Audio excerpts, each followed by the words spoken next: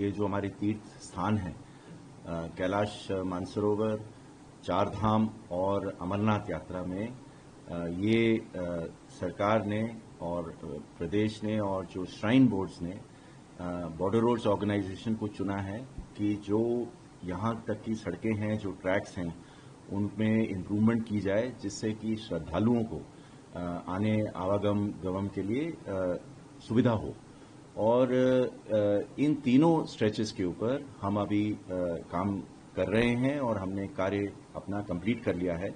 एक एक करके अगर मैं बताऊं तो जो अमरनाथ यात्रा है, इसमें दो रास्ते हैं। एक तो बलटल से जो सोनमर्ग की तरफ से चलता है और दूसरा जो चंदनवाड़ी है जो अवंतीपुर से चलता है। तो दोनों रास्ते हैं जहां से श्रद्धालु चढ़ते हैं होली गुफा के लिए। और ये जो रास्ते थे, ये अब तक जो थे ये 3 से 4 फुट के थे और यहाँ पर पहाड़ी इलाके में ऊपर चढ़ाई में चलने में बहुत असुविधा होती थी और डेंजरस भी था। तो सुरक्षा की दृष्टि से और चलने की दृष्टि से और जितने यात्री आ जाएं उनकी नफरी को बढ़ाने के लिए जो श्राइन बोर्ड है और ऑनरेबल लेफ्टिनेंट गवर्नर साहब श्री मनोज सिन्हा जी, इन्होंने हमें ये टास्क दिया बॉर्डर रोड्स को कि इसको वाइडन किया जाए। और अभी मैं खुशी से कह सकता हूं कि हमने तकरीबन 45 किलोमीटर का ट्रैक वाइडन किया है जो 12 फुट तक है। और जैसा कि आप जानते हैं ये पहाड़ी इलाका है और ये हम यहाँ पर ब्लास्टिंग और कटिंग करना नहीं चाहते हैं, क्योंकि रास्ते में भी बहुत सारे छोटे छोटे मंदिर हैं और ये फ्रेजाइल एरिया है, यहाँ पे लैंडस्लाइड है। तो हमने बड़े तकनीकी तरीके से नीचे नदी के जो वैली साइड है वहां से उसको ऊपर करके हमने इसको वाइडन किया है। 45 किलोमीटर की जो ट्रैक है वो 12 फुट वाइडन हुई है और उसमें तकरीबन 32 किलोमीटर का हैंड रेल भी लगाया गया है। जगह जगह पर श्रद्धालुओं को रुकने के लिए एडमिनिस्ट्रेटिव बेसिस बनाए गए हैं।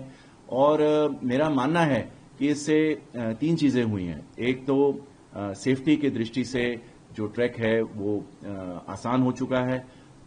दूसरी बात यह है कि चढ़ने के लिए यात्रियों के लिए सुविधा हुई है।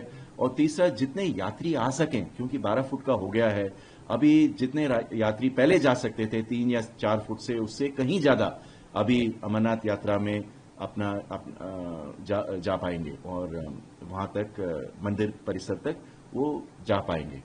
अभी मैं आऊंगा चारधाम में। चारधाम में बॉर्डर रोड्स ऑर्गेनाइजेशन की 1962 से हमारा संबंध रहा है चारधाम यात्रा में। और जो हरिद्वार से जोशीमठ और जोशीमठ से आगे की जो सड़कें हैं, इनिशियली बॉर्डर रोड नहीं बनाई हैं।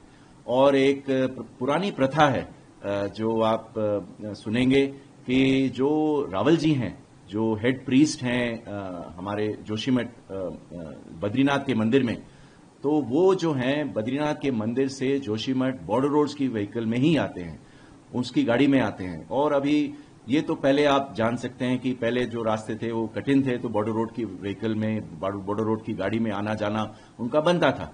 पर अभी भी उनका संबंध हमारे बॉर्डर रोड ऑर्गेनाइजेशन से इतना है कि वो कहते हैं कि अगर मैं आऊंगा तो बॉर्डर रोड की गाड़ी में आऊंगा, और अगर वहां से मुझे प्रस्थान करना होगा जब हम मंदिर बंद करते हैं बद्रीनाथ में, तो ये हम बॉर्डर रोड की गाड़ी में ही आएंगे। तो ये चारों धामों के लिए जो सड़कें बन रही हैं, मॉर्ग के साथ बॉर्डर रोड इसको वाइडन कर रही है और ये भी national highway double lane specification में होगा। इसमें मैं एक चीज मानूंगा कि ये पूरा बहुत इको सेंसिटिव जोन है और हम नहीं चाहते हैं कि कोई भी इसमें इकोलॉजिकल बैलेंस में कोई कमी आ जाए। और हम पूरे ऐसे तकनीक अपना रहे हैं जिससे कि कम से कम ये इसमें डिस्टर्बेंस हो और हम ये बहुत चारधाम यात्रा के लिए और जो हमारी स्ट्रेटेजिक जो सामरिक दृष्टि से हमें सड़कें चाहिए बॉर्डर में जाने के लिए, इस एरिया में बन जाए। और लास्ट में मैं बताना चाहूंगा, जो हमारा पिथौरागढ़ डिस्ट्रिक्ट में काली नदी के साथ में जो सड़क है जो कैलाश मानसरोवर को जाती है, ये तकरीबन 250 किलोमीटर की सड़क है। और जैसा कि आपको मालूम है, honourable chief minister Uttarakhand Shri Pushkar Singh Dhami ji ने कल ही टनकपुर से यात्रियों को यहां फ्लैग ऑफ किया था। और कुछ सालों से ये जो एक यात्रा है इस एक्सिस से नहीं जा रही थी। हम सिक्किम से ये यात्रा कर रहे थे। इस बार कई सालों के बाद पहली बार ये यात्रा यहाँ से हुई है। ये यात्रा और शीघ्र और ज़्यादा सुविधापूर्ण होगा और ये जाएगा जैसे टनकपुर से, और ये गुंजी जो 13,000 फुट पर है वहां पर ये यात्री रुकेंगे और हाई एल्टीट्यूड के लिए एक्लेमेटाइज करेंगे। फिर उसके बाद ये जाएंगे लिपुलेख पास तक। लिपुलेख पास तकरीबन 17,900 फुट है और जो हमारी बॉर्डर रोड की सड़क है ये पास से सिर्फ पीछे 500 मीटर है। तो ये पूरी यात्रा ये गाड़ी में कर पाएंगे और वहां से ये पास तक चढ़ेंगे। पास के बाद फिर जो दूसरा देश है उसमें ये जाकर के जो कैलाश मानसरोवर का यात्रा कर पाएंगे। ये तो आपने ये 3 रिलीजियस साइट्स के बारे में पूछा है। सारे जितने भी प्रदेश हैं जो हमारे नॉर्दर्न बॉर्डर्स में हैं, चाहे लेह लद्दाख हो, हिमाचल प्रदेश हो, और जो उत्तराखंड है, सिक्किम है, भूटान है और अरुणाचल प्रदेश, और नीचे आकर के नागालैंड, मिजोरम, ये मणिपुर, इन सभी में अगर आप देखें तो हमारे सारे प्रोजेक्ट दोनों एक तो बहुत विस्तार से चल रहे हैं और बहुत इनमें इम्पेटस दिया जा रहा है गवर्नमेंट की तौर से।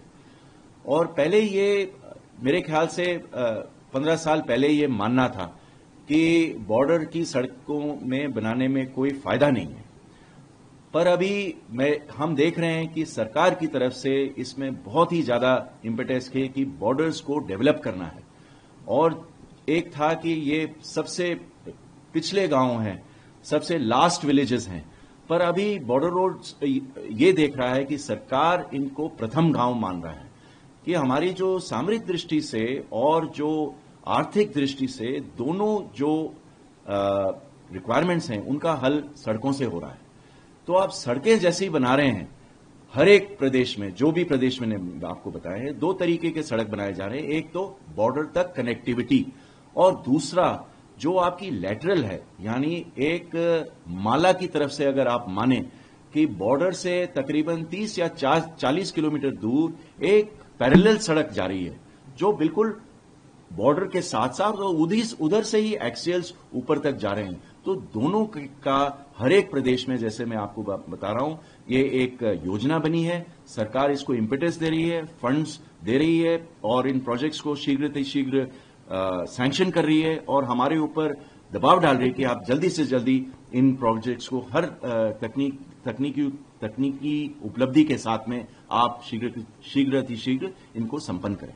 देखिए, ये जितने भी हमारे नॉर्दर्न बॉर्डर के क्षेत्र हैं इसमें आबादी बहुत कम है और क्योंकि पहले भी यहाँ पर ज्यादा डेवलपमेंट नहीं था तो यहाँ पर जो एम्प्लॉयमेंट के, रोजगार के जो माध्यम थे वो बहुत ही कम थे।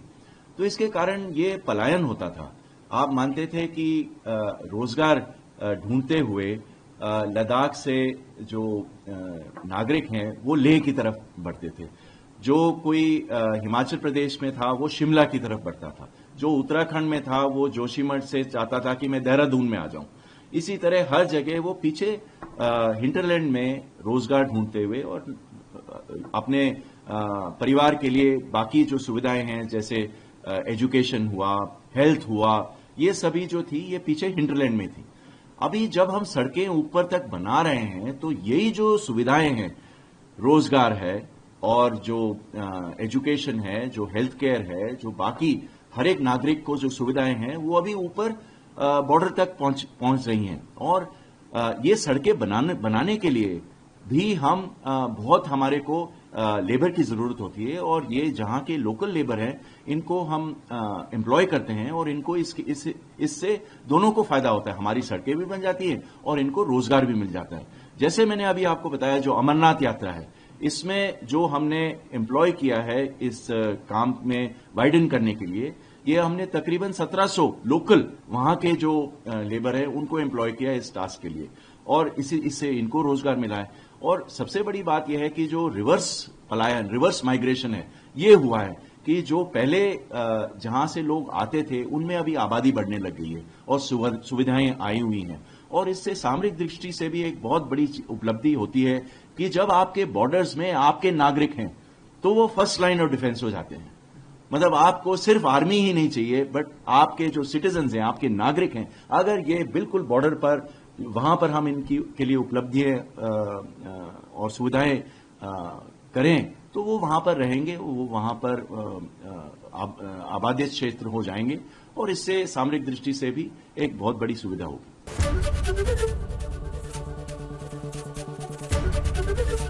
एबीपी गंगा, खबर आपकी, जुबान आपकी।